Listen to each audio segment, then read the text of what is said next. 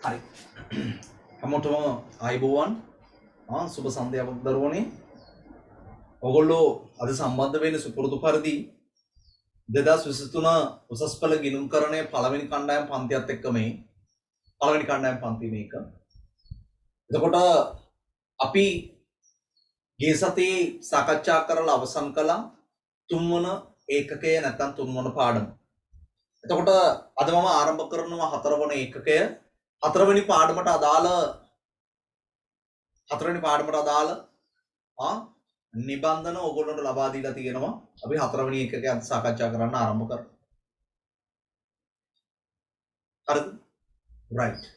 පුතේ සමහර දරුවෝ එක දරුවෙක් කියන පේන්නේ නැහැ කියලා චුට්ටක් බලන්න තාක්ෂණික දෝෂයක් ඇති පේන්නේ නැහැ කියන්නේ. පොඩක් ක්ලාස් එකේ left වෙලා I join වෙන්න ඉක්මනට එතකොට බලන්න පුළුවන්. හරිද? right. ගන්න හැමෝම නිබන්ධනය නිබන්ධනයේ නම මූලික පොත් ලෙජරය හා ශේෂ පිරික්සුම කියලා නිබන්ධනයක් ඔයගොල්ලෝ ගාව ඇති. ගන්න අන්නේ නිබන්ධනය අතට. මූලික පොත් ලෙජරය සහ ශේෂ පිරික්සුම කියලා නිබන්ධනයක් ඇති ඕගොල්ලෝ ගාව.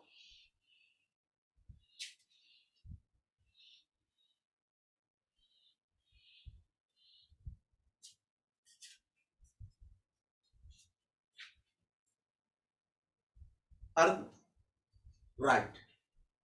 මේ අපි කතා කරන්න යන්නේ හතරවෙනි ඒකකය. දැන් මෙච්චර දවසක් කරපු වැඩ ටික පැහැදිලි වෙන්න ඕනේ. අපි මෙච්චර දවසක් කොහොමද වැඩ කරගෙන ගියේ? මොනවද ඉගෙන ගත්තේ කියන එක පැහැදිලි වෙන්න. හරිද? දැන් අපි ඉගෙනගෙන තියෙනවා එකක් ව්‍යාපාරවල සිදුවන ගනුදෙනු ගිණුම් කරන සමීකරණවල ලියන්න. හරිද? අපි ඉගෙනගෙන තියෙනවා ව්‍යාපාරවල සිදුවන ගනුදෙනු ගිණුම් කරන සමීකරණවල ලියන්න. හරිද? අපි ඉගෙන ගත්තා ව්‍යාපාරවල සිදුවන ගනුදෙනු ගිණුම් කරන සමීකරණවල ලියන්න. මතකද? ඒ ගනුදෙනු සටහන් කරද්දී ගිණුම් කරන සමීකරණයේ වටිනාකම වැඩි වෙනවද?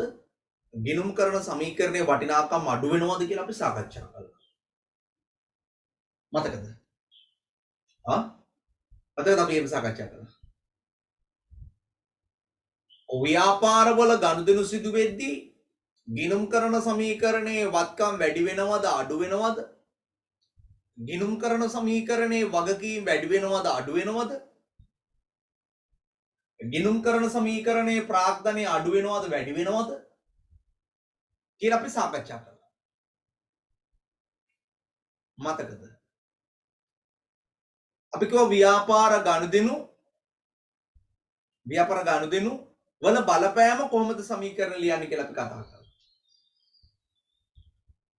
ඊට පස්සේ අපි ඒක පොඩක් අකාර්යක්ෂමයි, ගණනය කිරීම කරගන්න අපහසුයි, මහා පරිමාණ ව්‍යාපාර වලට ඒව ගැලපෙන්නේ නැහැ කියලා අපි තුන්වන ඒකකයේදී අධ්‍යයනය කරන්න ආරම්භ කළා. ලූකා පැසියෝලි ගෙනාවා කියලා ද්විත්ව සතහන් මූල ධර්මයක් කියලා එකක්. අපි කිව්වා සෑම ගනුදෙනුවකින්ම අවම වශයෙන් බලපෑම් දෙකක් සිද්ධ වෙනවා සමීකරණයට. උපරිමය දෙකට වඩා වැඩි අවමයේ දෙකක් සිද්ධ වෙනවා කියලා අපි කිව්වා. ඒ සෑම බලපෑමක් නිසාම ගිණුම් කරන සමීකරණයේ වෙනස් වීම ඇති වෙනවා. අපි ඒවට කිව්වා ගනුදෙනුවක බලපෑම අවම දෙකක් තියෙන නිසා අපි කිව්වා ගනුදෙනුවක ද්විත්ව බලපෑම කියලා. මතකද? ගනුදෙනුවක ද්විත්ව බලපෑම කියලා අපි කිව්වා.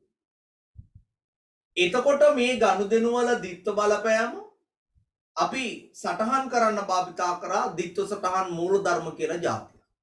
මතකද දරුවෝ? ද්විත්ව සටහන් මූල ධර්ම. මතකද? අන්නේ ඒ ද්විත්ව සටහන් මූල ධර්ම වලට අනුව අපි ගනුදෙනුවා සිද්ධි සටහන් කරන්න ඉගෙන ගත්ත මොන වගේද? ලෙජර් ගිණුම් වල. හර කියනකොට හර කරන ගිණුම, බැර කියනකොට බැර කරන ගිණුම. මේ විදිහට අපි ලෙජර් ගිණුම් හදා ගණන් හැදුවා මතකද අවසානයේට. අපි තුන්වෙනි ඒකකයේ විදිහට ඉගෙන ගත්තේ ඒක. දැන් අපි සමීකරණ වලත් ගනුදෙනු ලියලා තියෙනවා. අපි ගිණුම් වලටත් හරබැර කරලා තියෙනවා ගනුදෙනු. හැබැයි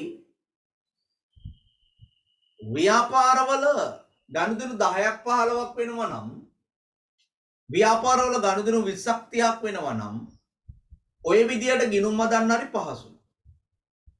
ඇයි සිදුවන ගනුදෙනු සංඛ්‍යාව ඊටාම අවමයි, සිදුවන ගනුදෙනු සංඛ්‍යාව ඊටාම පොඩි. අන්න ඒ වගේ අවස්ථාවක සිදුවන ගනුදෙනු සංඛ්‍යාව ඊටාම අවමයි, සිදුවන ගනුදෙනු සංඛ්‍යාව ඊටාම පොඩි. අන්න ඒ වගේ අවස්ථාවක අපිට පුළුවන් වෙනවා මොනවද අපේ ගනුදෙනු ටික අපිට පුළුවන් වෙනවා ලියන්න කොහෙද? යම් පිළිවෙලකට අර ගිණුම් වල ලියන්න පුළුවන්. සමීකරණ වලට වඩා හොඳයි කියලා අපි කියනවා. හැබැයි මගේ දරුවනි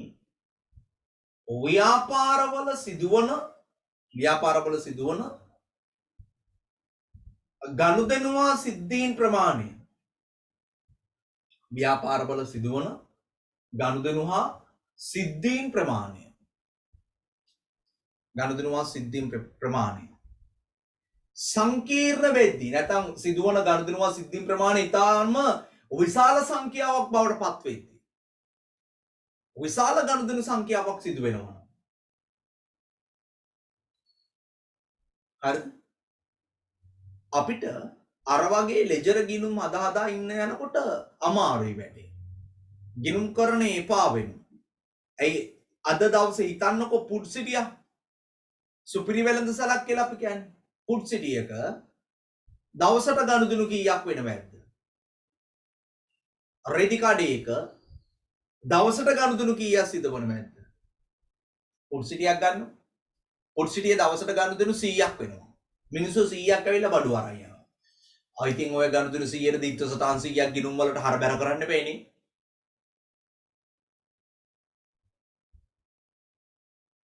හිතන්නේ 100ක් විතරයි එන්නේ කියලා දවසකට. සමහර පුඩ් සිටි තියෙනවා දවසට ගනුදෙනු 300ක් 400ක් වෙලා බඩු අරන් යනවා. ඒ කියන්නේ දිත්වසටහන් 300ක් 400ක් ඕනේ, ගිණුම් 300ක් 400ක් ඕනේ. අන්තිමේ එතන ගිණුම් කරන නිලධාරියා කියනවා මේට වඩා හොඳයි නිකන් හිටියන්න. ඒ කියන්නේ එන්න ගිණුම් කරණය සංකීර්ණ වෙන තැන් අපිට තියෙනවා. ඒ සංකීර්ණ වෙන තැන්වලදී අපි හරියට ගිණුම් කරණය කරන්න ක්‍රමයක් හදාගන්න. ඒ නිසා ව්‍යාපාරවල ගනුදෙනු අපි දැන් ඉගෙනගෙන තියෙනවා ගිණුම් වල ලියන්න ලෙජර් ගිණුම් වල. හැබැයි අපි දැන් පොඩි කතාවක් කියනවා අලුත් දෙයක් ඉගන්නන්න යන්නේ. ඒ තමයි ව්‍යාපාරවල සිදුවන ගනුදෙනු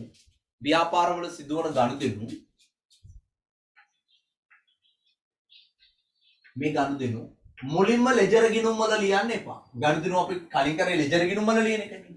මුලින්ම ලෙජර් ගිණුම් වල ලියන්න එපා. ලියන්න මොන වගේද? මූලික පොත්වල. දැන් ගිණුම් කරන ක්‍රියාවලිය මතක් කරන්නකෝ. ගනුදෙනුවා සිද්ධි මොකද කරන්නේ? හඳුනා ගන්නවා. හඳුනා ගන්නවා කියන්නේ ව්‍යාපාරයට අදාළද නැද්ද කියලා හඳුනා ගන්නවා. අපි කතා කරන ව්‍යාපාර ඒකකයට, අපි කතා කරන ගිණුම් කරන ඒකකයට මේ ගනුදෙනුව හෝ සිද්ධිය අදාළද නැද්ද කියලා අපි හඳුනා ගන්නවා. ඊට පස්සේ ඒ හඳුනා ගන්නාලද ඒ ගනුදෙනුවා සිද්ධිය අපි මනිනවා. මුදලින් මනින්න පුළුවන්ද කියලාත් බලන්න. එතන අපේ ව්‍යාපාර ඒකකයට අදාළ වූ මුදලින් අගය කළ හැකි ගනුදෙනුවා සිද්ධි අපි රැස් කර ගන්න. අපි කියන දත්ත රැස් කිරීම කියලා. දැන් මේ අපි ඉගෙන ගත්ත පියවරය. ඔයගොල්ලෝ පළවෙනි කණ්ඩායමේ දරුවෝ විදියට ඔයගොල්ලන්ට මේ හැම පියවරයක්ම පුළුවන් වෙන්න ඕනේ දරුවෝ. මේ හැම පියවරයක්ම ඔයගොල්ලන්ට පුළුවන් වෙන්න. එතකොට අපි කරනවා මොකද්ද? ව්‍යාපාරවල ගනුදෙනුවා සිද්ධි අපි හඳුනා ගන්නවා. ඒ වගේම ව්‍යාපාරවල සිදුවන ගනුදෙනුවා සිද්ධි අපි මනිනවා. ඒ වගේම අපි ඒව රැස් කර ගන්නවා. අපි කියව මොනවද? මූලාශ්‍ර ලේඛන තමයි අපි රැස් කරගන්නේ. එතකොට අපි මේ හතරවෙනි ඒකකයේ ඇතුලේ මූලාශ්‍ර ලේඛන ගැන ඉගෙන ගන්නවා. හතරවෙනි ඒකකේ කොටසින් කොටස මම උගන්වනකොට වාට මේ මූලාශ්‍රවල ඉගෙන ගන්න පුළුවන්. හරිද? මම මේ පොඩි පැහැදිලි කිරීමක් කරන්න පාඩමට එනවා තාම පාඩමට ආවේ නැහැ. තාම එන ගම. ඔන්න එක කරුණක් ආවා. හතරවෙනි පාඩමේදී අපි ඉගෙන ගන්නවා මොනවද මූලාශ්‍ර ලේඛන ගැන. ඒ කියන්නේ දත්ත රැස් කිරීම කරගන්න. දත්ත රැස් කරලා අපි ඊට පස්සේ මොකද කරන්නේ? වාර්තා කරනවා. වාර්තා කරනවා කියලා කියන්නේ ගනුදෙනු සටහන් කිරීමට අපි ලක් කරනවා. හරි? දත්ත රැස් කරගෙන අපි රැස් කරගත්ත දත්ත ටික මොකද කරන්නේ? සටහන් කරනවා. අපි කියන වාර්තා කරනවා. අපි සටහන් කිරීම කියලා මෙච්චර දවසක් කළේ ගිණුම් වල ලියන එකනේ. අපි කළේ ගනුදෙනුව යම්කිසි ගිණුමකට හර තවත් ගිණුමකට බැර කරන එකනේ කළේ. පිළිගන්නවනේ ඒක. සිදුවන යම්කිසි ගනුදෙනුවක් යම්කිසි ගිණුමකට හර තවත් ගිණුමකට බැර කියන එකනේ අපි කළේ. හරිද? හරිද? ඔය හර බැර කියන එකනේ අපි කළේ. එතකොට මගේ දරුවනි අපි දැන් කරනවා මොකක්ද? මේ ව්‍යාපාරවල සිදුවන ගනුදෙනුවා සිද්ධි හඳුනා ගැනීම සහ මැනීම කරලා ඒ දත්ත රැස් කරලා මූලාශ්‍ර ලේඛන එකතු කරගෙන ඊට පස්සේ අපි ඒවා සටහන් කරනවා. කොහෙද සටහන් කරන්නේ? මූලික පොත්වල. එතකොට මෙන්න මේ ගනුදෙනු ටික මෙන්න මේ කියන මූලික පොත්වල අපි සටහන් කරන්න ඕනේ. මේ ගනුදෙනු කියන ඒවා කොහෙද සටහන් කරන්නේ? මූලික පොත්වල. මූලික පොත්වල අපි ලියනවා. ඒක තමයි මේ උගන්වන්න යන්නේ. මේ හතරවෙනි ඒකකයේදී අපි ඉගෙන ගන්නවා ගනුදෙනු කෙලින්ම ගිහිල්ලා ගිණුම් වලට හරබැර කරන්නේ නැතුව. ගනුදෙනු කෙලින්ම දුවගෙන ගිහිල්ලා අහවල් ගිණුම හර මේ ගිණුම බැර කියලා කරන්නේ නැතුව ගනුදෙනු අපි මුලින්ම ලියනවා කොහෙද? මූලික පොත්වල. මූලික පොතේ ලියලා ඊට පස්සේ අපි ගිණුම් වලට හර ගිණුම් වලට බැර කරනවා. වෙන දකලේ ගනුදෙනු කෙලින්ම ගිහිල්ලා ගිණුම් වලට හර සහ බැර කරපු එක. අපි වෙන දකලේ ගනුදෙනු කෙලින්ම ගිහිල්ලා ගිණුම් වලට හර සහ බැර කරපු එක. අපි අද ඉගෙන ගන්නවා ගනුදෙනු මූලික පොත්වල ලියලා ඊට පස්සේ ගිණුම් වලට හර සහ බැර කරනවා. වෙනදාර කෙලින්ම ගිහිල්ලා ලියනකොට පාඩම අමාරුයි කිව්ව දරුවෝ ඉන්නවා. කෙලින්ම ගිහිල්ලා ගිණුම් වලට හරබැර කරනකොට තේරෙන්නේ නැහැ කවුන්ට්ස් කියන ළමයි ඉන්නවා. ගනුදෙනු කෙලින්ම ගිහිල්ලා අහවල් ගිණුම අර අහවල් ගිණුම බැර කියනකොට කවුන්ට්ස් පැටලෙන ළමයි ඉන්නවා. කෙලින්ම ගිහිල්ලා ගනුදෙනු අහවල් ගිණුම අර මේ ගිණුම බැර කියනකොට ගිණුම් කරන පන්තියේ එපා වුණ දරුවෝ හිටියා. අනේ සියල්ලන්ටමට මේ කියන්නේ. එහෙම නතර වුණ යාළුවෝ ඉන්නවනම් කතා කරන්න. ඒක කුමන පාසලක කුමන විදියක කුමන ගුරුවරයෙක් කොහොම ඉගැන්නුවත් ඒ පාඩම ඒ මං කරපු විදියට තමයි ගන්නන්නේ. සමහරට ඊටත් වඩා වේගෙන් ඉක්මනින් උගන්ලා දායි ඒක. මං ගියේ හිමීහිට. මොකද මට හරියට කියලා දෙන්න ඕනේ. මං කිසිම දෙයක් උඩින් පල්ලෙන් උගන්වන්නේ නැහැ හොඳේ. කරන්න පුළුවන් උපරිම සරල මට්ටමේ ඉඳන් සංකීර්ණ ගැඹුරට මම කතා කරනවා. මේක හැටි. එතන මට කියන්න ඕනේ අපි මේ ගනුදෙනුව ලියනකොට අමාරුයි කිව්ව ළමයි ඒ ඔක්කොම දැන් එකතු වෙන්නේ. දැන් තමයි හරිම ක්‍රමයට එන්නේ. මොකද්ද? ගනුදෙනුව කෙලින්ම ලියන්නේ මූලික පොතක අපි දැන්. මූලික පොතේ ලියලා ඊට පස්සේ අපි ඒක හර කරමු. ඊට පස්සේ අපි ඒක බැර කරමු. මූලික පොතේ ගනුදෙනුව මුලින්ම ලියමු. මූලික පොතේ ගනුදෙනුව ලියලා ඊට පස්සේ හර කරමු. ඊට පස්සේ අපි බැර කරමු. හරිද? රයිට් එන්නකො නිබන්ධනෙට පොඩි පැහැදිලි කිරීමක් තියෙනවා. අපි ඒක සාකච්ඡා කරන ගමන් යමු. මාතෘකාව මූලික පොත් ලෙජරය හා සැසපිරික්සුම. චුට්ටක් ඒක කියව ගන්න. මම පැහැදිලි කරන්නම්. ඊට කලින් ඕගොල්ලෝ කියව ගන්නකො. තප්පර 30ක් දෙන්නම් කියව ගන්න.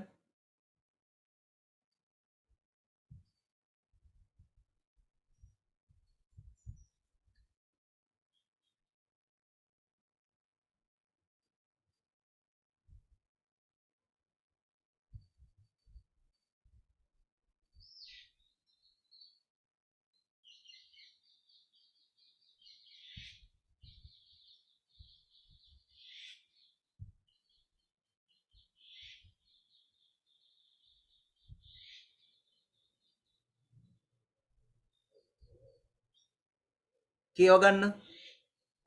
ඔය ටියුට් එකේ නෝට් එක කියව ගන්න මුලින්ම. ඊට පස්සේ මම පැහැදිලි කරන්නම්.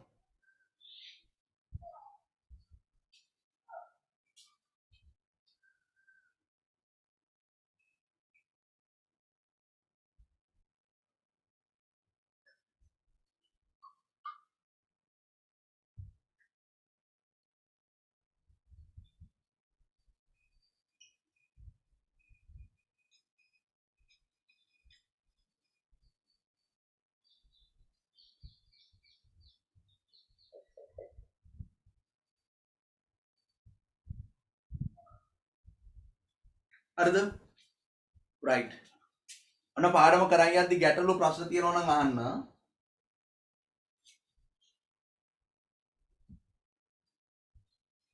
මේක කියනවා ව්‍යාපාරයක ගිණුම් කරන නිමැවුම වන මූල්‍ය ප්‍රකාශන සකස් කර ගැනීම සඳහා නිමැවුමක් තියෙනවනේ අපේ මූල්‍ය ප්‍රකාශන මේක සකස් කර ගැනීම සඳහා ගිණුම් කරන ක්‍රියාවලියට යොදවනු ලබන්නේ ගනුදෙනුවා සිද්ධීන්ය අපි ඒක ඉගෙනගෙන තියෙනවනේ.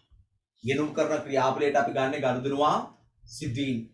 ව්‍යාපාරයකට අදාළ වූ ගනුදෙනුවා සිද්ධීන් හඳුනා ගැනීමෙන් පසු ඒවා රැස් කිරීම සිදු කළ යුතුය. මෙම නිබන්ධනය තුලින් ගනුදෙනුවා සිද්ධීන් එක් රැස් කිරීම, ඒ වගේම සටහන් කිරීම, වර්ග කිරීම, සාරාංශ කිරීම පිළිබඳව අධ්‍යයනය කරන අතර ගිණුම්කරණය පිළිබඳ ඉහළ දැනුමක් ලබා ගැනීමට නම් ඔබ විසින් මෙම නිබන්ධනය සාර්ථකව අවසන් කළ යුතුය. මෙහෙමයි. දැන් පළවෙනි පියවර හඳුනා ගැනීම සහ මැනීමනේ. අපි ඒක තමයි ඉගෙන ගත්තේ පළවෙනි මේ දෙවන පාඩම ගිණුම් කරන සමීකරණ පාඩමෙන් අපි ඉගෙන ගත්තේ ඒක. ගිණුම් කරන සමීකරණ පාඩමෙන් අපි ඉගෙන ගත්තේ ඒක මොකද්ද? ගනුදෙනුවක් හඳුනා ගන්නවා ව්‍යාපාරයට අදාළයි කියලා. ගනුදෙනුව මනිනවා රුපියල් වලින් මේක ව්‍යාපාරයට අදාළයි කියලා. අපි තුන්වෙනි පාඩමේ කළෙත් ඒකයි. මොකද හඳුනා ගැනීම සහ මැනීම කියන එකම තමයි සාකච්ඡා කළේ පාඩම් දෙකක. දෙවන පාඩම සහ පසුගිය තුන්වන පාඩම නැත්නම් තුන්වන ඒකකයේ කියන අපි පාඩම් දෙකීම කළේ ව්‍යාපාරවල සිදුවන ගනුදෙනුවා සිද්ධිය හඳුනා ගැනීම සහ මැනීම කියන එක තමයි කියලා දුන්නේ. ඒක ව්‍යාපාරයට අදාළයිද නැත්ද කියලා හඳුනාගන්නේ කොහොමද? ඒක හඳුනා ගන්නකොට ඒක වටිනාකම කීයයි කියලාද ගන්නෙ? ඒක තමයි කියන්නේ. හැබැයි අපි දැන් මේ පාඩමේදී ඉගෙන ගන්නවා හතරවෙනි එකකේදී ගිණුම් කරන ක්‍රියාවලියේ වැඩ ගොඩක් ඉගෙන ගන්නවා. මොනවද? දත්ත රැස් කිරීම කොහොමද කරන්න කියලා ඉගෙන ගන්නවා. ඒ වගේම ඒවා සටහන් කිරීම කරන්නේ කොහොමද කියලා ඉගෙන ගන්නවා. ඒ වගේම ඒවා වර්ගීකරණය කරන්නේ කොහොමද කියලා ඉගෙන ගන්නවා. ඒ වගේම ඒවා සාරාංශ කරන්නේ කොහොමද කියලා ඉගෙන ගන්නවා. ඒතකොට වැඩ කීපයක් ඉගෙන ගන්නවා. දත්ත රැස් කිරීම, සටහන් කිරීම, වර්ග කිරීම, සාරාංශ කිරීම. පියවර හතරක් මේ පාඩම ඇතුලේ කතා කරනවා. හරිද? රයිට්. ඒක ඒ කියන්නේ. දත්ත රැස් කිරීම. දත්ත රැස් කිරීම මොකද්ද මේ කියන්නේ පොඩ්ඩක් බලන්න. දත්ත රැස් කිරීම යටතේ ගනුදෙනු පිළිබඳ විස්තර ලබා ගත යුතුයි. දත්ත රැස් කරනවා කියන්නේ තොරතුරු ටික එකතු කරගන්න ඕනේ. මෙම විස්තර ලබා ගන්නේ මූලාශ්‍ර ලේඛන මගින්ය. මූලාශ්‍ර ලේඛන. ඒ වගේලු මේ තොරතුරු ටික ගන්න. ඒ ගනුදෙනුව සම්බන්ධයෙන් මූලාශ්‍ර ලේඛන පිළියෙල කෙරෙන අතර එම ලේඛනවල පිටපත් ගිණුම් අංශයට ලැබිය යුතුයි. ගිණුම් අංශය කියන්නේ ගිණුම්කරණය කරන අංශය. ගිණුම්කරණය කරන තැනට ඒ පිටපත් ඕනලු. ලැබිය යුතුයි. මූලාශ්‍ර ලේඛන ආශ්‍රයෙන් ගනුදෙනු පිළිබඳ විස්තර රැස් කර ගැනීම, දත රැස් කර ගැනීම යන්නට අයත් වේ. මූලාශ්‍ර ලේඛන ආශ්‍රයෙන් දත රැස් කර ගන්නවට අපි කියනවා ගනුදෙනු රැස් කර ගැනීම නැත්නම් දත රැස් කර ගැනීම කියලා. මම එහෙම ඉන්නවා. කඩේකට ගිහිල්ලා බඩු ගත්තම කඩේ මුදලාලි බිල් එකක් දෙනවා නම් ඒකට තමයි කියන්නේ මූලාශ්‍ර ලේඛනේ. කඩෙන් බඩු ගත්තා කියලා පෙන්නන්න ඒක අපිට ලිඛිත ලියවිල්ල. බස් එකේ යද්දි බස් එකේ කොන්දොස්තර මහත්තයා කන්ඩක්ටර් එයා අපිට දෙනවා නම් සල්ලි ගෙව්වා කියලා ලියවිල්ල අපි කියන බස් ටිකට් එක. ඒක තමයි අපිට දෙමු මූලාශ්‍ර ලේඛනේ. තේරෙනවද මං කියන්නේ? මූලාශ්‍ර ලේඛනය නැත්නම් ඕකට අපි කියනවා ප්‍රභව ලිපි කියලා කියනවා. මූලාශ්‍ර ලේඛන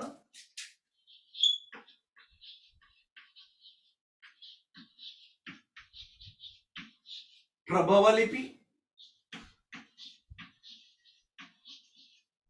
මූලාශ්‍ර ලේඛන කියනවා ප්‍රභව ලිපි කියනවා. ගනුදෙනුවක් ඇත්තටම සිදු වුණාද නැද්ද කියලා. ගනුදෙනුවක් ඇත්තටම සිදු වුණාද නැද්ද කියන එක පෙන්වන්න අපිට තියෙන සාක්ෂිය තමයි මේක. මොකද්ද මූලාශ්‍ර ලේඛනය නැත්තම් ප්‍රභව ලිපි කියන්නේ. ගනුදෙනුව සිදු වුණාද නැද්ද කියලා පෙන්වන්න තියෙන්නේ. මම එක තේරෙනවා. ඇත්තටම ගනුදෙනුවක් වුණාද නැද්ද කියලා පෙන්වන්න තියෙන ලියවිල්ල මේක. මූලාශ්‍ර ලේඛනේ ප්‍රභව ලියවිලි. නැත්නම් අපි ඔකට කියන්නේ බිල් එක කියලා. අපි හැමෝම කියන්නේ බිල් එක. බිලක් ඉල්ල ගන්නකො. බිල් එක කියන එක තමයි බිලක් බවට පත් වෙන්නේ. හරිද? කො බිල තියෙනවද බිල? ඒ ඉල්ලන්නේ මොකද්ද? මූලාශ්‍ර ලේඛනේ. මේ බිල් එක ඇතුලේ තියෙනව මොනවද තියෙන්නේ? භාණ්ඩ ගත්ත දවස තියෙනවා. ගත්ත ව්‍යාපාරේ නම තියෙනවා. වෙලාව තියෙනවා කීයටද කඩෙන් බඩු ගත්තේ කියලා අපි. ගත්ත හැම භාණ්ඩයකම නම තියෙනවා. ඒ භාණ්ඩේ ඒ නමින් උදාහරණ සන්ලයිට් කියන සබන් කැට නම් සබන් කැට කීයක් ගත්තද කියලා තියෙනවා. එක සබන් කැටයක් කීයටද විකුණන්නේ යාට? එයාට වට්ටමක් දුන්නද කීයක් වට්ටම දුන්නද? වෙනම ඔක්කොම භාණ්ඩවල විස්තර දාලා අවසානට එකතු කරලා දිනනවා කීයද කියලා. ඒ විතර නෙමෙයි සමහර අය ගහලා තියෙන ස්තුතියි නැවත එන්න කියලා. බස් රථවල ටිකට් වල ගහලා තියෙන ඔය දුරගමන් සේවාවල යෙදෙන පුද්ගලිකාංශයේ බස් රථවල ගහලා තියෙන මොකද ගමන් මළු සඳහා වග කියන නොලැබේ කියලා ටිකට් එකේ. ඒ ටිකට් එක අපි කියන බස් ටිකට් එක කියලානේ කියන්නේ. බස් ටිකට් එක නැත්තම් බස් ටිකට් එක. ඒ කියන්නේ මූලාශ්‍ර ලේඛන අපි. ඒකේ ගහලා තියෙන සමහර වගේ ගමන් මළු සඳහා වග කියන නොලැබේ. ගමන් මළු අරන් ගියට කවන්නේ නැහැ රජෝ. අපි වග කියන්නේ නම් නෑ. ඒතර කාටද වග කියන්නේ? යන මනුස්සයර විතරයි. යන මනුස්සයර විතරයි වග කියන්නේ. ගමන් මළු වලට වග කියන්නේ නැහැ. මේ හොඳට මතක තියාගන්න මේ අපි එක එක අවස්ථාවලදී පාවිච්චි කරනවා. මේ වගේ තියෙනවා නම, ව්‍යාපාරේ නම, දිනය, ලිපිනය, කීයටද බඩු ගත්තේ, කොච්චරක් ගත්තද ඔක්කොම ලියන්න. සමහර මූලාශ්‍ර ලේඛන යටින් අත්සන් කරලා සහතික කරනවා. අත්සන් කරනවා ඇත්තට මේ බඩු දුන්නා කියලා. මතක තියාගන්න. අද කාලේ වෙනකොට සෑම ව්‍යාපාරයක්ම අර මැෂින් එකෙන් බිල් එක කරලා දෙන්නේ මෙහෙම කරලා. දැන් බස් එකේ හොන්දස්තර මහත්තයාත් ඉස්සර පොතේ ලියලානේ දුන්නේ ටිකට මෙහෙම පොතේ ලියනවා මේක කෙල ගාලා හරි ඉරලා දෙනවා ඔහොමනේ කරේ. දැන් නම් අතේ මැෂින් එක දාන්න මෙහෙම ඔබලා ඒකෙන් කොලේ එනකන් ටිකක් වෙලා බලන් ඉඳලා හරිම ස්ලෝ මෝෂන්. දැන් ඉස්සර ස්පීඩ් දැන් ස්ලෝ. අකේසේ හෝ එක වෙනවනේ. රෙදි කඩේකට ගියත් ඒක වෙනවනේ දැන්. දැන් හැමතැනම ඔක වෙලානේ. මොකද්ද? දැන් නවීන තාක්ෂණික උපකරණ පරිගණක තාක්ෂණ පාවිච්චි කරලා මූලාශ්‍ර ලේඛන දෙන්න. හැබැයි ඉස්සර අතින් ලියලා දුන්නේ. නේ? මේ තමයි අපි කියන බිල් එක ගිණුම් කරණී කියන්නේ ඔකට මූලාශ්‍ර ලේඛනය, ප්‍රභව ලියවිල්ල නැත්නම් ප්‍රභව ලිපි. ගනුදෙනුවක් සිදු වූ බව ඔප්පු කිරීම සඳහා. එහෙම නැතිනම් ගනුදෙනුවක් සිදු වූ බව සනාථ කිරීම සඳහා පවතින ලියවිල්ල ඕක අපිට නීතියක් ඉදිරියේදී මොනවද පාවිච්චි කරන්න පුළුවන්. ව්‍යාපාරවල ගනුදෙනු සටහන් කරද්දී ඒ ගනුදෙනුවට අදාළ සියලුම විස්තර ඔය ලියවිල්ලේ තියෙනවා. අපි ඔක තමයි පාවිච්චි කරන්නේ. නම් මතක තියාගන්න මූලාශ්‍ර ලේඛන කියන්නේ මොනවද කියන්නේ. අපි එනවා නිබන්ධනයේට. දත්ත රැස් කිරීමේදී මම කියූප එකයි මම කියවනවා. අහන් ඉන්න දත්ත රැස් කිරීම යටතේ ගනුදෙනු පිළිබඳ විස්තර ලබා ගත යුතුය. මෙම විස්තර ලබා ගන්නේ මූලාශ්‍ර ලේඛන මගින්ය. ඒ ගනුදෙනුව සම්බන්ධයෙන් මූලාශ්‍ර ලේඛන පිළියෙල කෙරෙන අතර එම ලේඛනවල පිටපත් ගිණුමන්සට ලැබිය යුතුය. මූලාශ්‍ර ලේඛන ආශ්‍රයෙන් ගනුදෙනු පිළිබඳ විස්තර රැස් කර ගැනීම, දත්ත රැස් කර ගැනීම යන්නට අයත් වේ. ඔන්න දින මූලාශ්‍ර ලේඛන කියලා මාතෘකාව. ලියන්න ඒක යටතේ මූලාශ්‍ර ලේඛන යටතේ ලියන්න.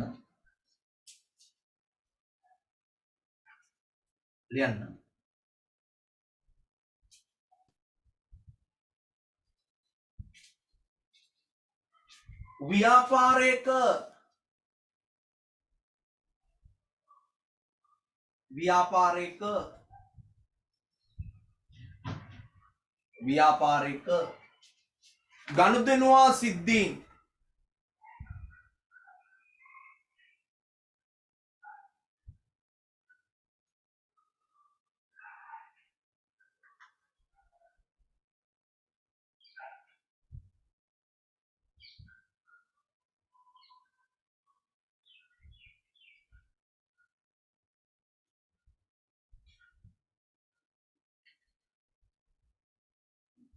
ව්‍යාපාරයක ගනුදෙනුවා සිද්ධීන්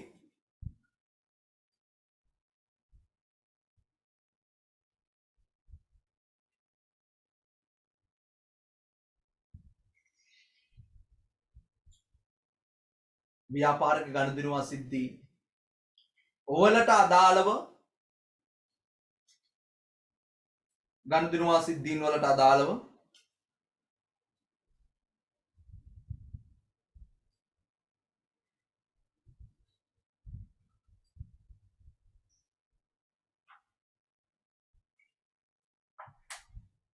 ගනුදෙනුවා සිද්ධීන් වලට අදාළව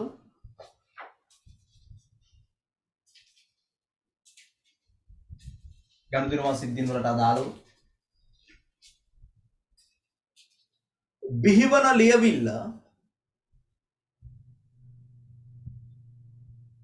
බිහිවන ලියවිල්ල ගනුදෙනුවා සිද්ධීන් වලට අදාළව බිහිවන ලියවිල්ල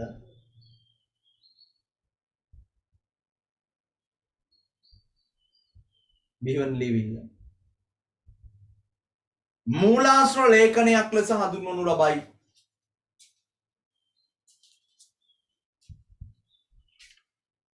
මූලාශ්‍ර ලේඛනයක් ලෙස හඳුන්වනු ලබයි.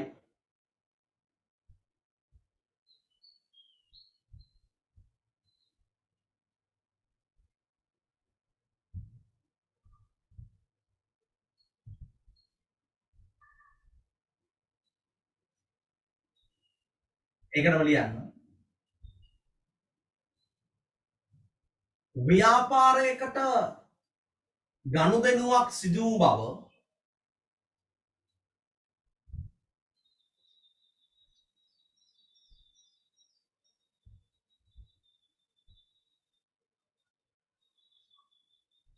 ව්‍යාපාරයකට ගනුදෙනුවක් සිදු වූ බව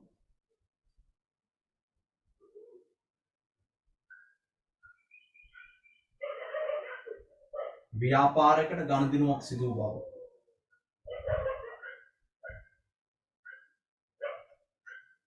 සනාථ කර ගැනීම සඳහා සනාථ කර ගැනීම සඳහා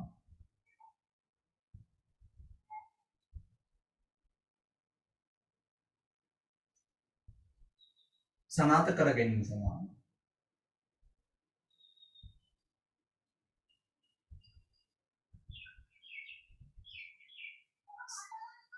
සනාථ කර ගැනීම සඳහා මෙම ලියවිල්ල භාවිතා කරන අතර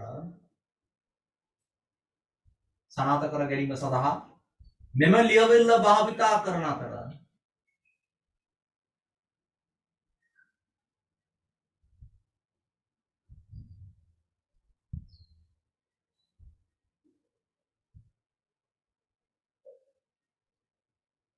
මෙම ලියවිල්ල භාවිතා කරන අතර එය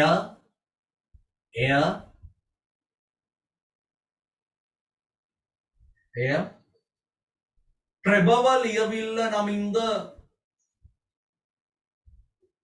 ප්‍රභව ලියවිල්ල නැත්නම් ප්‍රභව ලිපි නමින්ද ප්‍රභව ලිපි නැත්නම් ප්‍රභව ලියවිල්ල නමින්ද හඳුන්වනු ලබයි.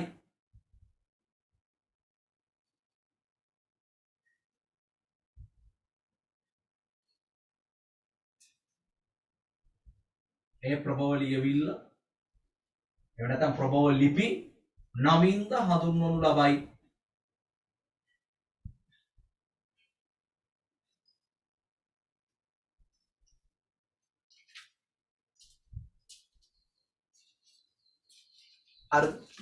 right. පහලින් තියෙනවා මාතෘකාවක් මූලාශ්‍ර ලේඛනවල ප්‍රයෝජන. එනි මේ වගේ මූලාශ්‍ර ලේඛන තිබ්බම අපිට ඒ වගේ ගන්න පුළුවන් ප්‍රයෝජන මොනවද කියලා මෙයා කියනවා.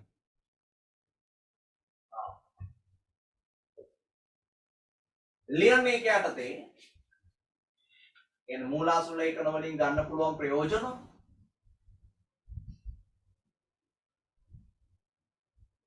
ලියන්න.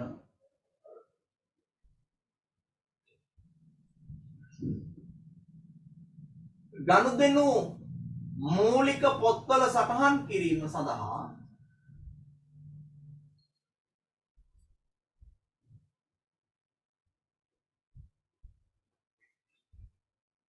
ගනුදෙනු මූලික පොත්වල සටහන් කිරීම සඳහා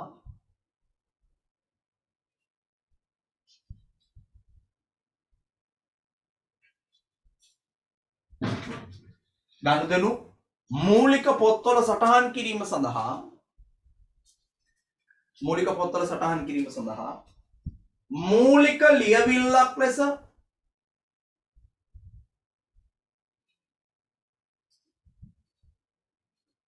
මූලික ලියවිල්ලක් ලෙස මූලික ලියවිල්ලක් ලෙස භාවිතා කළ හැකි වීම මූලික ලියවිල්ලක් ලෙස භාවිතා කළ හැකි වීම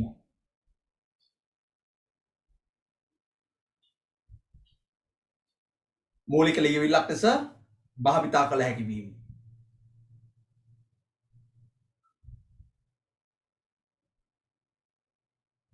හරිද දෙක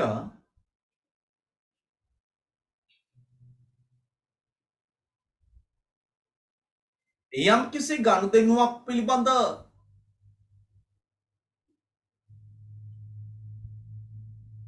යම් කිසි ගනුදෙනුවක් පිළිබඳ විස්තරයන් අවශ්‍ය වූ විටක යම් කිසි ගනුදෙනුවක් පිළිබඳ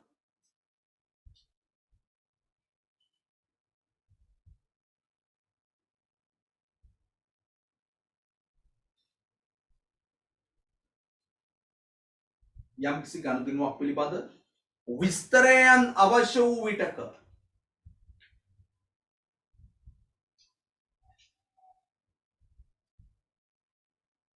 අවශ්‍ය වූ විටක එම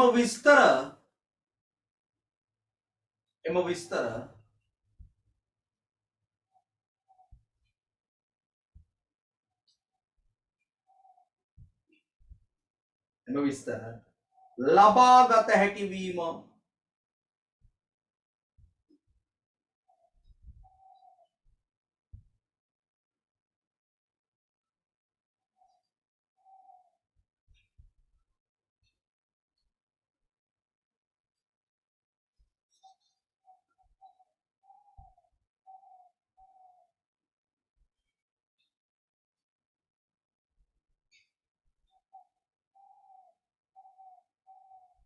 එම විස්තරයන් ලබාගත හැකි වීම ලියන්න තුන්වෙනි එක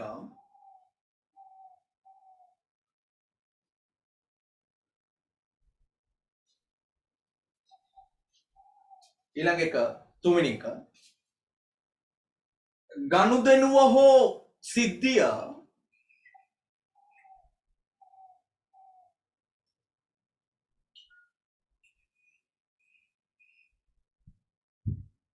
ගනුදෙනුව හෝ සිද්ධිය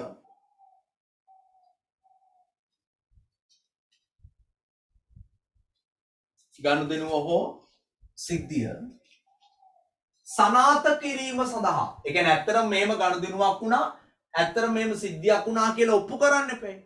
ඒක ඔප්පු කරන්න නැත්නම් අපි කියනවා සනාථ කිරීම සඳහා ගනුදෙනුව හෝ සිද්ධිය සනාථ කිරීම සඳහා ලිඛිත සාක්ෂියක් ලෙස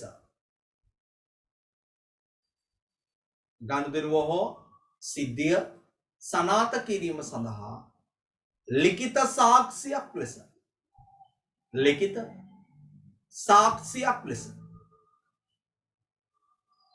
මෙය භාවිතා කළ හැකි වීම ලිඛිත සාක්ෂියක් ලෙස මෙය භාවිතා කළ හැකි වීම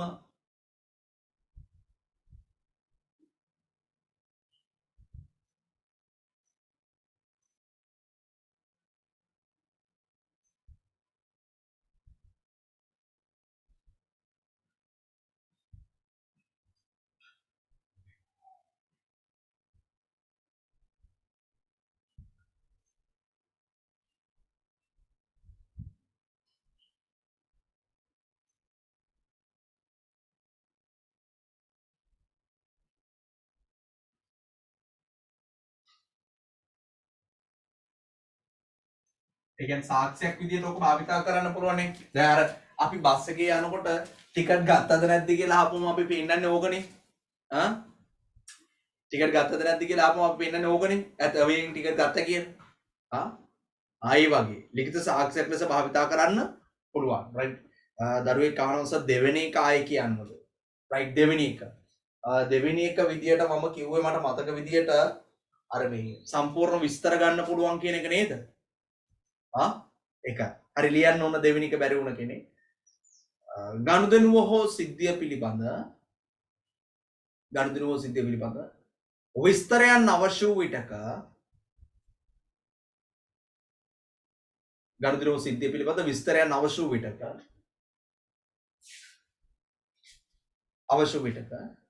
එම සියලුම විස්තරයන් ලබාගත හැකි වීම එම සියලුම විස්තරයන් ලබාගත හැකි වීම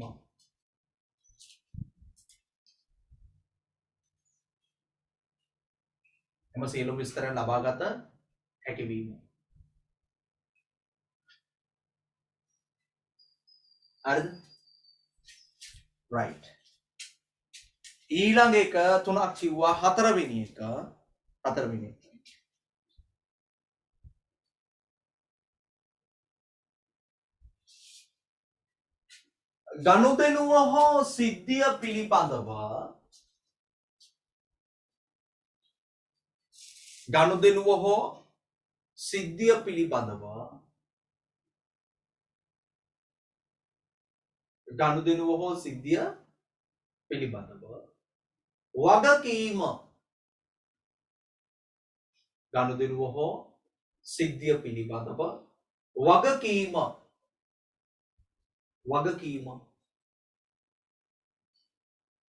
ගනුදෙනුව හෝ සිද්ධිය පිළිබඳව වගකීම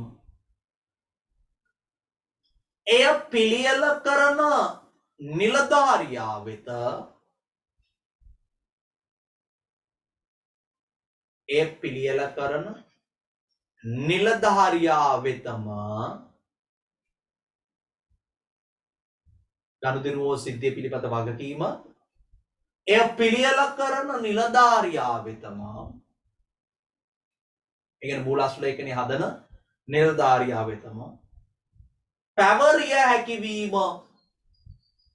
ඒ කියන්නේ දැන් බස් එකේ යනකොටත් බස් කොන්දස්තරවරයා ටිකට් එක දෙනකොට වැරදියට ලියලා දුන්නොත් ඒක වගකීම මෙයා බාර ගන්නවා. කඩේක බිල් එකක් කඩනකොට ඒ බිල් එක කඩලා සල්ලි දෙනකොට ඉතුරු සල්ලි දෙනකොට වැඩිපුර සල්ලි දීලා තිබුණොත් අවස ලාච්චුවේ සල්ලි ටික කැසියරේගේ සල්ලි ගණන් කරලා අයිතිකරුට බේරද්දි කල්පනා කරනකොට කාට හරි කෙනාට මුදල් ටික බේරද්දි බිල්පත්වල වටිනාකම් වලට අනුවයි සල්ලි ගණනය කරලා බලන්නේ. එතකොට ලාච්චුවේ තියෙන සල්ලි වැඩිපුර ඉතුරු දීලා තිබුණොත් එයා ඒ ගනුදෙනුව සම්බන්ධ වගකීම බාර ගන්න ඕනේ. ඒ නිසා මතක තියාගන්න දැන් පුට් සිටි එකට එහෙම බීලා බඩු ගත්තම අපි ගන්න අපිට හම්බෙන රෙසිට් එකේ අපි කියන ස්ලිප් එක නැත්තම් අපි කියන මූලාශ්‍රලේඛනේ අර දිනය, ලිපිනය, ව්‍යාපාරේ නම ඒවත් එක්කම යටින් තියෙනවා කැසියර් නම්බර් එක කියලා, කැසියර් නම්බර් කියලා. ඒ කියන්නේ අය කැමි අංකය. මොකද සමහර පුට් සිටි වල ඉන්න අය කැමියෝ කැසියර්ස්ලා ඉන්නවා 3 දෙනෙක් 4 දෙනෙක්. අය කැමියෝ 3 දෙනෙක් 4 දෙනෙක්. එතන මුදල් අය කැමි කවුද? අය කැමි කියන්නේ මුදල් අය කරන නිලධාරියා. කවුද? කියන නම්බර්ස් දීලා තියෙනවා. එතන අපි බඩු ගත්ත වෙලාවේ වැරදිලා මුදල් අය කැමිය අපිට රුපියල් 200ක් වැඩිපුර දීලා තිබුණොත් හවසට සල්ලි ගණන් කරද්දි බිල් වල වටිනාකමත් එක්ක බලද්දි එයාගේ ලාච්චුවේ සල්ලි අඩුයි. අන්න එතකොට ඒකේ වගකීම බාරගන්නේ කවුද? ඒ කැසියර් එකේ හිටපු අය කැමියා. එයාගේ නම්බර එක තමයි ස්ලිප් එකේ වැටෙන්නේ කවුද කියලා. මතක තියාගන්න. රයිට්. දරුවෙක් අහනවා හතරවෙනි එක ආයෙ පාරක් කියන්නේ. මං කිව්වේ ගනුදෙනුව හෝ සිද්ධිය පිළිබඳ වගකීම එය පිළියෙල කරන නිලධාරියා වෙතම පැවරිය හැකි වීම. ගනුදෙනුව හෝ සිද්ධිය පිළිබඳ වගකීම එය පිළියෙල කරන නිලධාරියා වෙතම පැවරිය හැකි වීම. ගනුදෙනුව එහෙම නැත්නම් සිද්ධිය පිළිබඳ වගකීම එය පිළියෙල කරන නිලධාරියා වෙතම පැවරිය හැකි වීම. රයිට්. දැන් අපි ඔන්න දත රැස් කිරීම ගැන කතා කළේ. දත රැස් කිරීමේදී මූලාශ්‍රලේඛන එකතු කරන්නේ. අපි ඒක ගැන තමයි කතා කළේ. අපි එතනින් චුට්ටක් එහාට ගියා. මොකද්ද? මේ මූලාශ්‍ර ලේඛනවල ප්‍රයෝජන පවා අපි කතා කළා. මූලාශ්‍ර ලේඛනය කියන්නේ මොකද්ද? මේ මූලාශ්‍ර ලේඛන වලින් අපිට ගන්න පුළුවන් ප්‍රයෝජන මොනවද කියලාත් අපි සාකච්ඡා කළා. අපි ඉදිරියේදී තවත් මේ මූලාශ්‍ර ලේඛන ගැන කතා කරනවා. මම එකින් එක මේ පාඩම ඇතුලේ එකින් එක සාකච්ඡා කරනවා. දැනට මූලාශ්‍ර ලේඛන අපි දැන් පිළිවෙලක් මොකද ගනුදෙනුවා සිද්ධිය හඳුනා ගන්නවා මැනීම ඊට පස්සේ දත රැස් කර ගන්න ඕනේ. කිව්වා ගනුදෙනුවා සිද්ධි ටික රැස් කර ගන්නවා. දත රැස් කිරීම කියන්නේ. දත රැස් කිරීම කියන්නේ ගනුදෙනුවා සිද්ධි ටික රැස් කර ගන්නවා, එකතු කර ගන්නවා. ඒ ගනුදෙනුවා සිද්ධි ටික එකතු කර ගන්නකොට රැස් කර ගන්නකොට ඒ ගනුදෙනුවා සිද්ධීන් වලට අදාළ මූලාශ්‍ර ලේඛන තමයි අපි එකතු කරගන්නේ. ඒ ගනුදෙනුවා සිද්ධීන් වලට අදාළව එකතු කරගන්න මූලාශ්‍ර ලේඛන ටික අපි සටහන් කරන්න ඕනේ ඊට පස්සේ. සටහන් කිරීම කරා. කොහෙද සටහන් කරන්නේ? මූලික පොත්වල. මූලික පොත්වල සටහන් කරනවා කිව්වම ඉස්සර හැදුවා මූලික පොතක් මෙන්න මෙහෙම.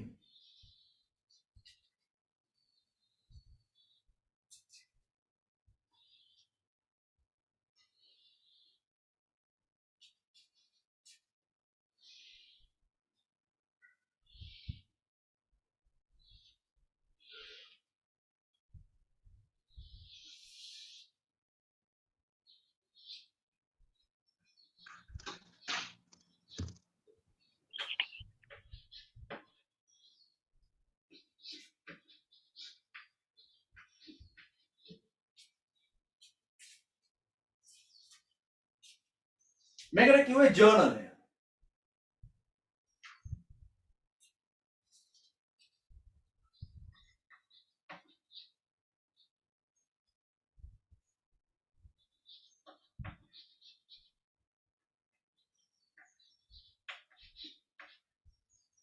ජර්නලය. සමහර අය ජර්නලය කියන එක මෙහෙමත් ලියනවා. ජර්නලය. මේක ජර්නලය නෙමෙයි මේක ජනලය. මේක ජර්නලය නෙමෙයි ජයන්න නයන්න ලයන්න යයන්න ආපු ගමන් මේකට අපි කියන්නේ ජනලය කියලා. ජනේලය බවට පත් කරන්න පුළුවන් කොම්බුවක් දාලා මෙතෙන් නැත්නම් මේක ජනලය බවට පත් වෙනවා. ජනලය නෙමෙයි මේක. එහෙම නෙමෙයි ලියන්නේ. සමහර අය මෙහෙම ලියනවා. ජර්නලය. අන්න හරි ප්‍රශ්නයක් නෑ. ජර්නලය කියනකොට මෙහෙම ලියන්න බෑ. එතකොට ඒක ජනලය වෙනවා. ඒ නිසා සමහර අය අල් රයන්න දාලා ලියනවා. ජර්නලය. ප්‍රශ්නයක් නෑ. ඒක තමයි ජර්නලය කියන එක. අපි කියන ජර්නලය. එහෙම නැත්නම් ජයන්න ලියලා මෙන්න මේකට සිංහල භාෂාවේ කියනවා සිංහල විෂය ඉගෙන ගන්නකොට මේකට කියනවා ලස්සන එකක්. මොකද්ද මේකට කියන්නේ? මේ උඩින් කමාවක් දාන එකට. මේක කමාව නෙමෙයි උඩින් දාන එක. මේකට මොකද්ද කියන්නේ? ඔයගොල්ලෝ ඕලෙවල් ලියලා ආපු ළමයි මේ ඊයේ පෙරේද ඕලෙවල් ලියලා ආපු ළමයි. මම දන්නේ මම දන්නේ තින්ද තමයි මම දන්නේ නැද්ද අහනවනේ කොහොමද? මේකට මොකද්ද කියන්නේ? මේ ලකුණු කොහොම හරි ඒක ලියලා නලය කියලා ලිව්වනම් හරි. සමහර අය ලියනවා නලය නෑ ජර්නලය. අල් රයන්න වෙනුවට මේක යොදන්න. ඒ දන්නේ කික් නැද්ද මේක? මොකක්ද ඒකට කියන්නේ කියලා? මගෙන් අහන උඩු කොමාවද කියලා. මම දන්නේ මම දන්නවනේ මම ඔයාලගෙන් අහනවා. දැන් ආයෙ එන උඩු කොමාව.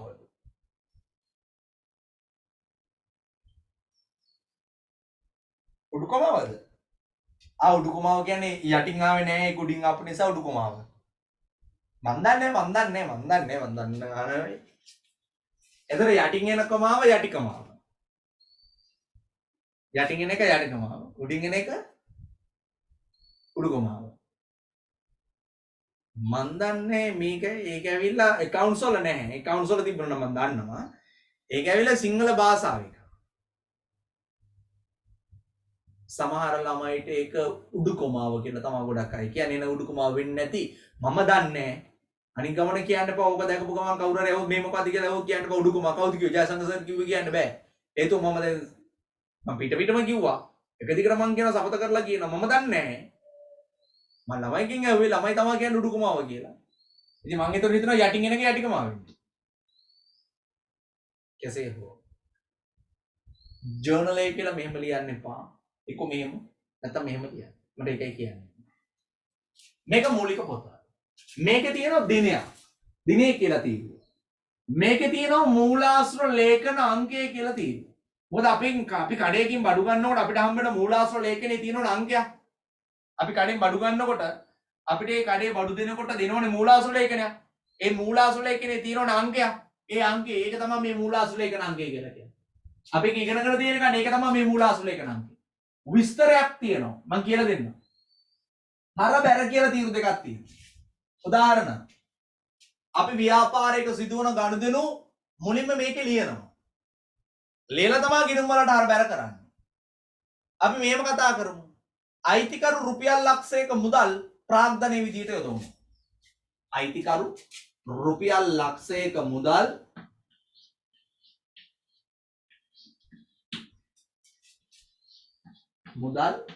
ප්‍රාග්ධනයේ ලෙස යෙදවීම.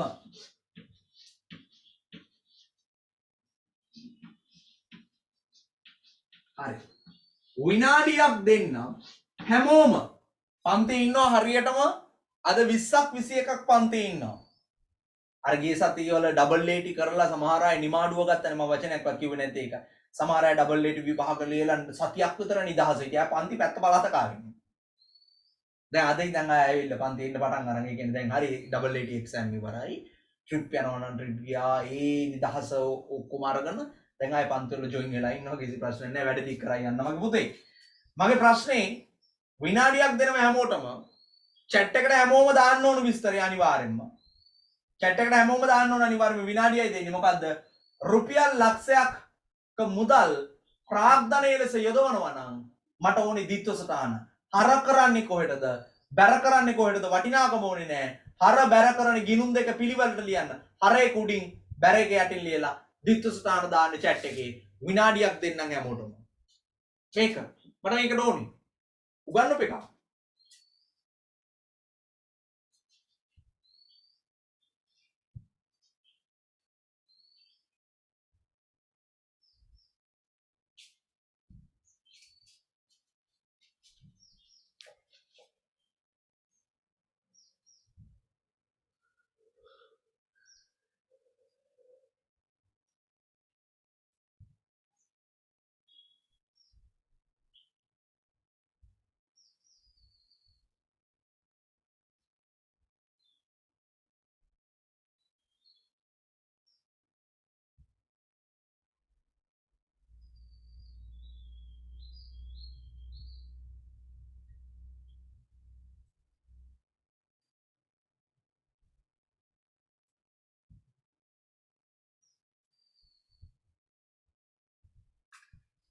ආයෙත් කියන්නකෝ කියන්නේ ආයෙත් කියන්න දෙයක් නැහැ. මං කිව්වේ මේ රුපියල් ලක්ෂයක මුදල් ප්‍රාග්ධනයේ ලෙස යෙදවීම කියන එකේ දිත්ව ස්ථාන chat එකේ දාන්න කියලා මං කියන්නේ. ආයෙත් කියන්නේ මම වෙන මොකුත් කිව්වේ නැහැ. මට දිත්ව ස්ථාන දාන්න.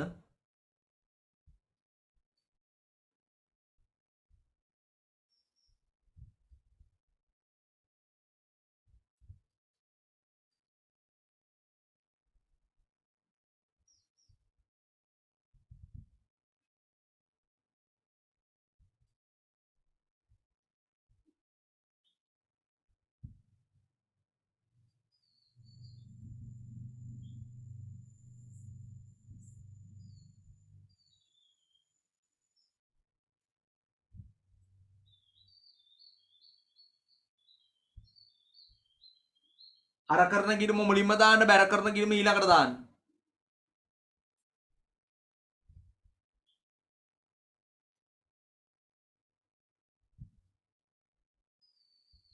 වටිනාකම දැම්මේ නැතුවට කමන්නේ නැහැ. මොකද වටිනාකම දෙකටම එන්නේ ලක්ෂයයිනේ. අහවල් ගිණුම අර ලක්ෂයයි, අහවල් ගිණුම බැර ලක්ෂයයි. මම දන්නවා ලක්ෂය තමයි එන්නේ කියලා. මට ගිණුම් දෙකයි ඕනි.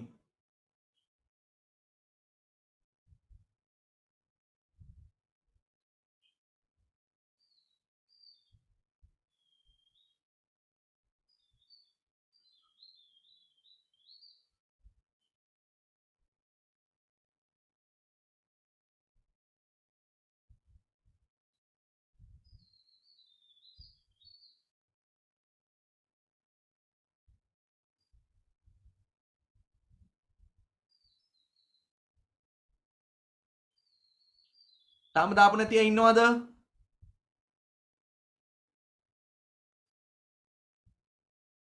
right. දැන් දිත්ව ස්ථාන එන්නේ කොහමද? ඔන්න හරියයි අත උස්සන්න මං කිව්වට පස්සේ. ද්විත්ව සටහනේ ඉන්නේ මුදල් ගිණුම හර ලක්ෂයයි ප්‍රාග්ධන ගිණුම බැර ලක්ෂයයි. මුදල් ගිණුම හර ලක්ෂයයි ප්‍රාග්ධන ගිණුම බැර ලක්ෂයයි. අවංකව ඔයා හදපු උත්තරෙත් ඒකම නම් අත උස්සන්න. චුට්ටක් හරි එක තැනකින් වෙනස් වුණා නම් අත උස්සන්න එපා. වැරදුනට කමන්නේ ඉගෙන ගන්න. හරි අය අත විතරක් අත උස්සන්න. මුදල් ගිණුම හර ලක්ෂයයි ප්‍රාග්ධන ගිණුම බැර ලක්ෂයයි.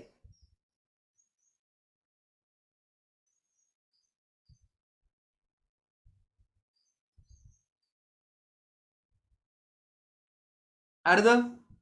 right. ළමයි 21ක් ඉන්නවා. 19 දෙනෙක්ගේ හරි මගේ දරුවෝ දෙන්නෙක්ගේ විතරයි වැරදිලා තියෙන්නේ. හරි. ඒ දෙන්නත් පුරුදු වෙන්න. ඉගෙන ගමු. මුදල් වැඩි වෙනවා. මුදල් යොදවනකොට සමීකරණේ මුදල් කියන්නේ වත්කම්. වත්කම් වැඩි වෙන එක හර. ඒ නිසා මුදල් ගිණුමට හර වෙන්නේ. ප්‍රාග්ධනය කියන්නේ සමීකරණේ ප්‍රාග්ධනය. ප්‍රාග්ධනය යොදනකොට ප්‍රාග්ධනය වැඩි වෙනවා. ප්‍රාග්ධනය වැඩි වීමට අපි කියන්නේ බැර. ඒ නිසා ප්‍රාග්ධන ගිණුම බැර. මේක තමයි මගේ දරුවනේ ද්විත්ව සටහන. අපි කරන්නේ අතපහත් දාගන්න අතර දෙන ඇති. අපි කරන්නේ කොහොමද දැන් මේක? මේ ගණදෙනුව සිදුවෙච්ච දිනයක් තියෙනවානේ. ඒ දිනේ අපි ගෙනල්ලා මේ ජර්නල් එකේ ලියනවා. 1 ජනවාරි 1 වෙනිදා දිනේ. මූලාශ්‍ර ලේඛන අංකයක් තියෙනවා කියන්නකෝ. 1 කියලා 0.01. විස්තරයට ලියන්නේ හර කරන ගිණුමයි බැර කරන ගිණුම. ආයෙත් ලියන මුදල් ගිණුම හර. බැර එක ලියනවා ප්‍රාග්ධන ගිණුම. බැර. අර ද්විත්ව සටහන විස්තරයට ලිව්වා. මුදල් ගිණුම හර ප්‍රාග්ධන ගිණුම බැර. ඒ කියන්නේ තුන්වෙනි පාඩමේ කරපු එකම එනේ වෙන්නේ. වටිනාකම ලක්ෂණේ ඒක ලියනවා හර ලක්ෂය කියන එක හර තීරුවේ ලියනවා ලක්ෂයයි. බැර ලක්ෂය කියන එක හර තීරුවේ ලියන්න එපා මෙතෙන් ටිකක් ගහලා බැර තීරුවේ ලියන්නේ එකලින් රුපියල් ලක්ෂය කියලා. හරි. ඔන්න පළවෙනි ගනුදෙනුව ඉවරයි. මොකද්ද කළේ? දිනේ ලිව්වා ඒකට අදාළ මූලාශ්‍ර ලේඛනයේ ලිව්වා ලියලා හර කරන ගිණුම ලිව්වා බැර කරන ගිණුම ලිව්වා හර කරන වටිනාකමයි බැර කරන වටිනාකමයි ලිව්වා. හරිද? right. ඊට පස්සේ මේ දෙක දැන් ගිණුම් වලට හර බැර කරනවා. මුදල් ගිණුමක් හදලා මේ මුදල් ගිණුමට හර කරනවා. හොඳට අහගෙන ඉන්න මේ කියන්නේ. හර කරනවා රුපියල් ලක්ෂයයි බැර කරපු ගිණුමේ නම ලියනවා කෙටියෙන් ප්‍රාග්ධන ගිණුම. ඊට පස්සේ මෙයා ප්‍රාග්ධන ගිණුමක් හදලා ඒ ප්‍රාග්ධන ගිණුමට බැර කරනවා. හර කරේ මුදල් ගිණුම කියලා කෙටියෙන් ලියනවා ලියලා රුපියල් ලක්ෂයයි. දැන් මොකද්ද වෙන්නේ? ගනුදෙනුව අපි වෙනදා ගෙනල්ලා මේ ගිණුම් දෙකේ ලිව්වනේ. තුන්වෙනි පාඩමේදී මම ඉගෙනුවේ ඒකනේ ගිය සතියේ. ගිය සතිය උගන්ලා ඉවර කරේ ඒකනේ. මොකද්ද? ගනුදෙනුව තියෙනවා. ගනුදෙනුව හර කරන ගිණුම හදනවා. හර බැර කරන ගිණුමට බැර. හර සහ බැර ඕකනේ කරේ ගිය සතියේ. තුන්වෙනි පාඩම කියනවා. ගනුදෙනුව අරකට හර ගනුදෙනුව මේකට බැර කියලානේ අපි කරේ. මතකද? මතක නැද්ද? මතක නැද්ද? එවනේ මේද කළේ? ගනුදෙනුව අරකට හර ගනුදෙනුව මේකට බැර එහෙමනේ කළේ?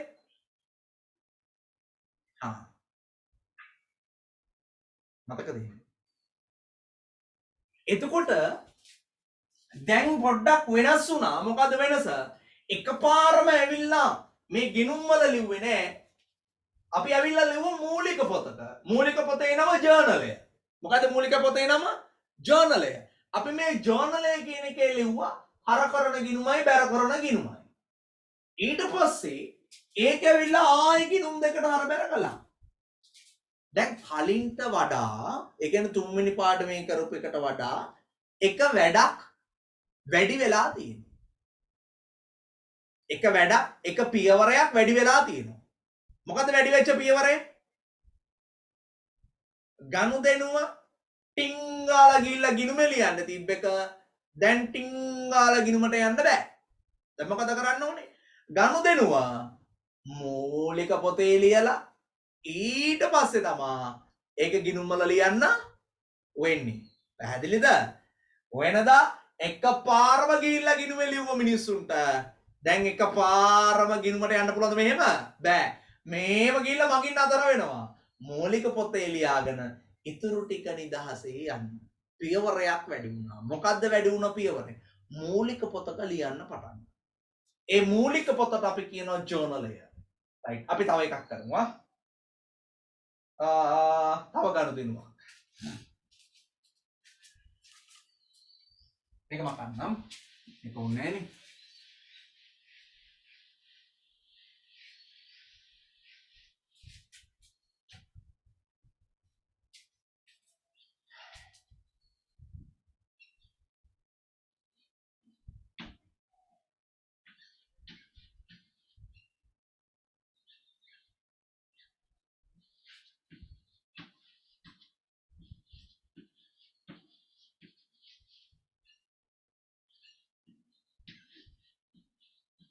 මට මේකට තිත්සටහන දෙන්න.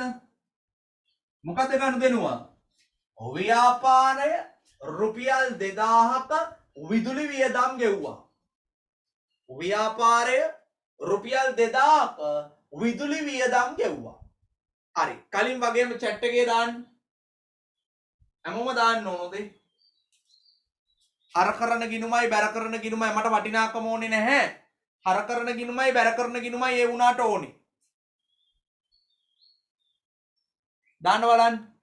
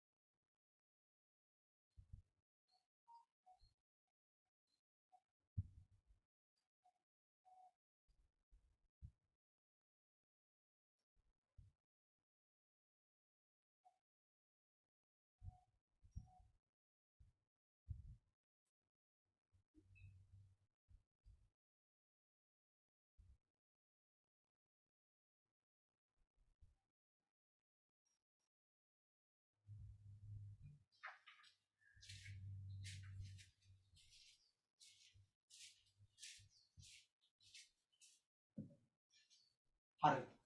අත උස්සන්න බලන්න අවංකවම කලින් වගේම මේ හරිය අත උස්සන්න ඕන උදේ මං කියපුවම දැන් විදුලි වියදම් ගෙවුවා කියලානේ කියන්නේ. ආත උස්සන්න බලන්න. විදුලි වියදම් ගිණුම හර මුදල් බැර කියන අය. විදුලි වියදම් ගිණුම හර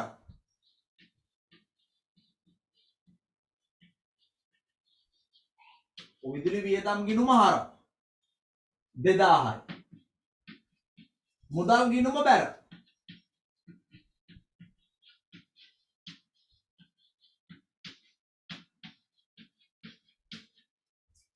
අත උස්සන්න බලන්න.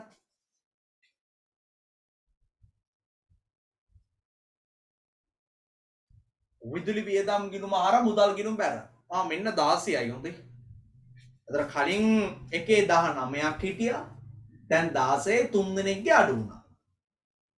දැන් 17යි. 18 වුණා. දැන් 18යි. කලින් වගේම තමයි චූටි එක්කෙනෙක්ගේ දෙන්නෙක්ගේ වෙනසක් තියෙන්නේ.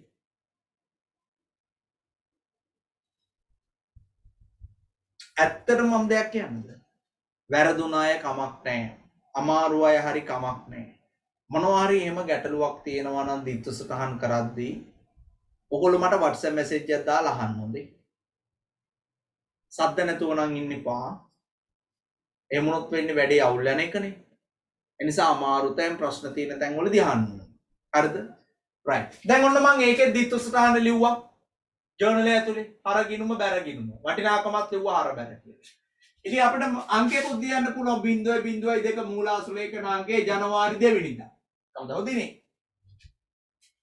දැන් මේම ව්‍යාපාරවල ගනුදෙනු ලියලා ඒකත් අපිට මේ වගේම ගිණුම් වලට හරබර කරන්න පුළුවන්.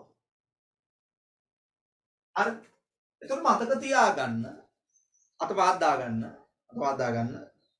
එතකොට මතක තියාගන්න මේ ව්‍යාපාරවල සිදුවන ගනුදෙනුවා සිද්ධි අපි මේ කියන මූලික පොත නැත්නම් මේ කියන ජර්නල් එක තමයි ලියන්නේ.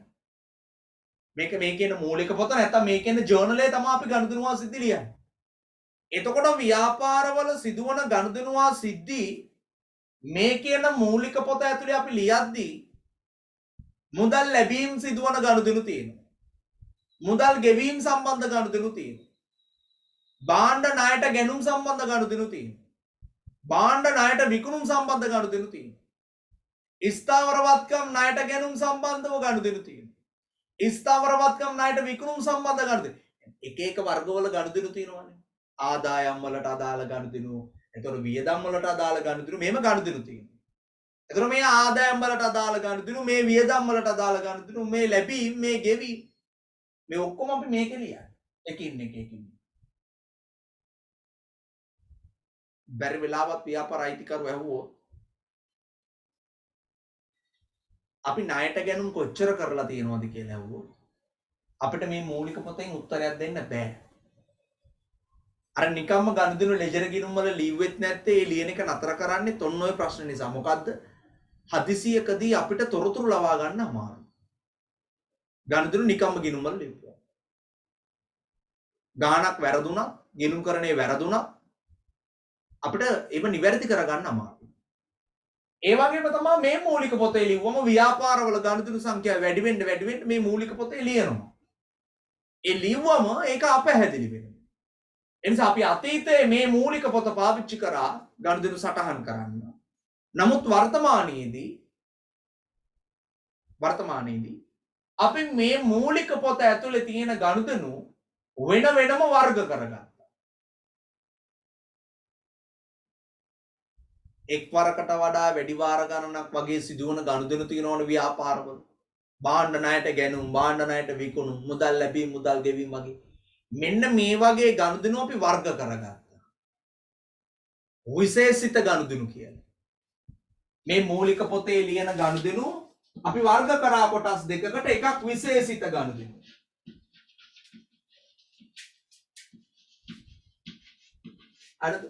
අනිත් එක පොදු ගනුදෙනු. දැන් පොදු ගනුදෙනු කිව්වම මේවා තියෙන 1යි 2යි. අවුරුද්දටම ගනුදෙනු දෙක තුනක් තියෙන පොදු ගනුදෙනු. විශේෂිත ගනුදෙනු කිව්වම දවසට සිදු වෙනවා එක වගේ ගනුදෙනු 10ක් 15ක් දවසකට. ඒ නිසා මේ විශේෂිත ගනුදෙනු හදන්න හැදුවා මූලික පොත් වර්ගයක්. අපි ඒකට කියනවා විශේෂිත ජර්නල්. විශේෂිත ජර්නල්. ඒ වගේම පොදු ගනුදෙනු ලියන්න හැදුව එකක්. ඒකට අපි කියනවා පොදු ජර්නල් කියලා. එතකොට අපි ව්‍යාපාරවල මූලික පොත් වර්ග දෙකක් හදනවා. එකක් මගේ දරුවනේ විශේෂිත ජර්නල්, අනිත් එක පොදු ජර්නල් කියලා. හරිද? right. නිබන්ධනයට එන්නේ ගනුදෙනු සටහන් කිරීම කියලා තියෙනවා ඔන්න පළවෙනි පිටුවේම. දත්ත රැස් කිරීමෙන් පසු ඒවා සටහන් කිරීම මීට පෙර නිබන්ධනය තුලදී ඔබ අධ්‍යයනය කර ඇත. මම හිතනවා ඔබ අධ්‍යයනය කරා කියලා තුන්වෙනි පාඩමේදී. නමුත් ගනුදෙනු සිදු වූ විට ඒ ගිණුම්වල සටහන් කිරීම තුළින් විවිධ දුර්වලතාවයන් ඇතිවීමට ඉඩ පවතී. ඔන්න උදාහරණ. ගනුදෙනු එකපාර ගිණුම්වල ලියනකොට ඇති වෙන්න පුළුවන් ප්‍රශ්න උදාහරණ. ලියන්න උදාහරණ. ඔතන පහළ ලියන්න උදාහරණ පළවෙනි එක. ගිණුම් අනවශ්‍ය පරිදි ගිණුම් අනවශ්‍ය පරිදි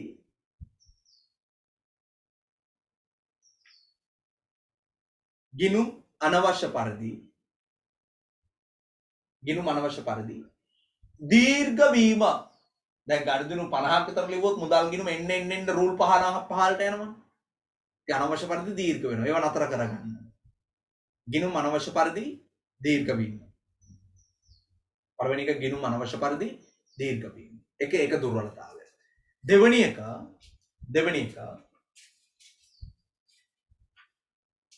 ලෙජරය පවත්වාගෙන යාම අපහසු වීම. ලෙජරය පවත්වාගෙන යාම අපහසු වීම. ලෙජරය පවත්වාගෙන යාම අපහසු වීම. ලෙජරය පවත්වාගෙන යාම අපහසු වීම.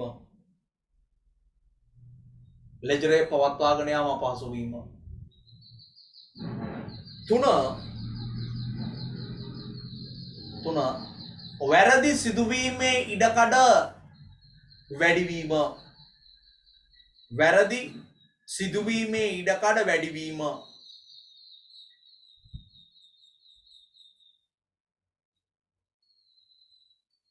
වැරදි සිදුවීමේ ඉඩකඩ වැඩිවීම. වැරදි සිදුවීමේ ඉඩකඩ වැඩිවීම. ඊළඟ එක 4 වැරදි සිදුවහොත් වැරදි සිදුවහොත් වැරදි සිදුවහොත්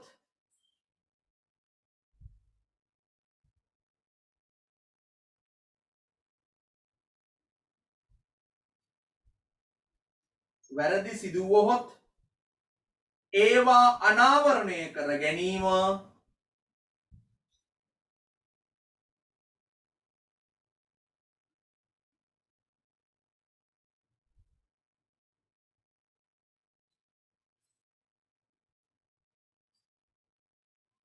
වැරදි සිදුවහොත් ඒවා අනාවරණය කර ගැනීම අපහසු වීම.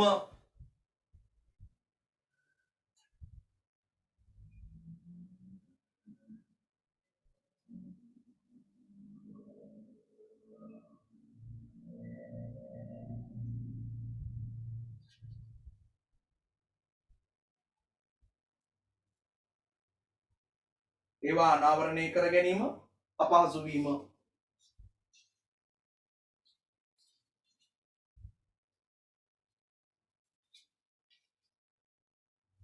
right පළවෙනි එක ආයේ කියන්න කියනවා. මම පළවෙනි එක විදිහට කිව්වේ මේ ගිණුම් අනවශ්‍ය පරිදි දීර්ඝ වීම. පළවෙනි එකට කිව්වේ ගිණුම් අනවශ්‍ය පරිදි දීර්ඝ වීම. ගිණුම් අනවශ්‍ය පරිදි දීර්ඝ වීම. ගිණුම් අනවශ්‍ය පරිදි දීර්ඝ වීම.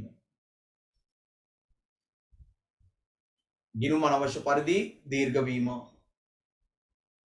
ගිණුම් අනවශ්‍ය පරිදි දීර්ඝ වීම. හරිද? right. තව එකක් ලියන්න. අපි දැන් කීයක් ලිව්වද? 3ක් 4ක් ලිව්වනේ. right තව එකක් ලියන්න.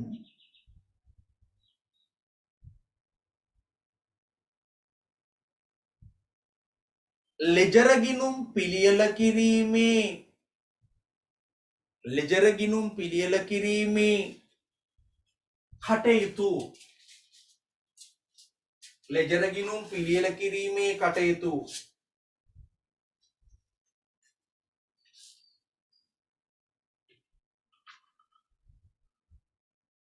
ලෙජර ගිනුම් පිළියෙල කිරීමේ කටයුතු සේවකයින් කිහිප දෙනෙකු අතර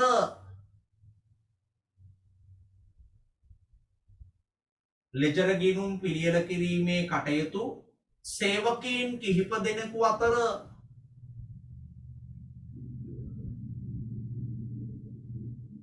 ලෙජර ගිනුම්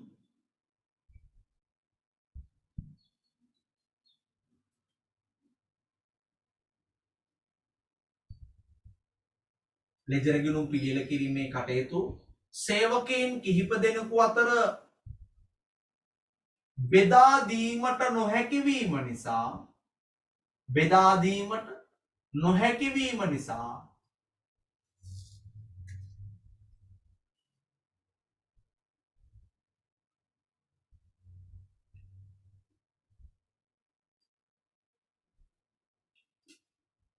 බෙදා දීමට නොහැකි වීම නිසා ව්‍යාපාරයේ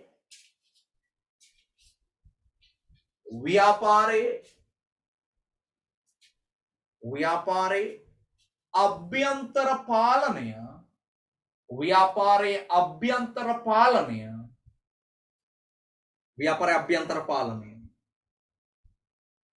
අකාර්යක්ෂම වීම ව්‍යාපාරයේ අභ්‍යන්තර පාලනය අකාර්යක්ෂම වීම අභ්‍යන්තර පාලනය අවුල් ගිහිල්ලා හරියට වැඩේ යන්නේ නැහැ. අනේ වගේ ව්‍යාපාර අභ්‍යන්තර පාලනය අකාර්යක්ෂම වෙන්න පුළුවන්. right. එහෙනම් අදට අපි ඔතනින් සමුගමු. හෙට පන්තියේ තියෙනවා හෙට සුපුරුදු පරිදි 3ට තියෙනවා. හෙට අපි මෙතනින් යාට මම පැහැදිලි කරලා අවසන් කළා මූලික පොත් ගැන. ඉතින් ඔයාලට ඕන නෝට් එක කියව ගන්නත් පුළුවන්. අපි හෙට සාකච්ඡා කරමු මූලික පොත්. ඒ වගේම මේ විශේෂ ජර්නල් කියන්නේ මොනවද? පොදු ජර්නල් කියන්නේ මොනවද? අපි ඒව ගැන සාකච්ඡා කරමු. ඊට පස්සේ අපි හැකියාව ලැබුණොත් අපි එක මූලික පොතක් හරි හදන්න ඉගෙන ගමු. හරිද? right. එහෙනම් අපි අදට සමුගමු. අපි හෙට හවස 3ට හමු වෙමු. හැමෝටම අයිබෝවන්. උසාරණයි. ජයවා පරිස්සමට.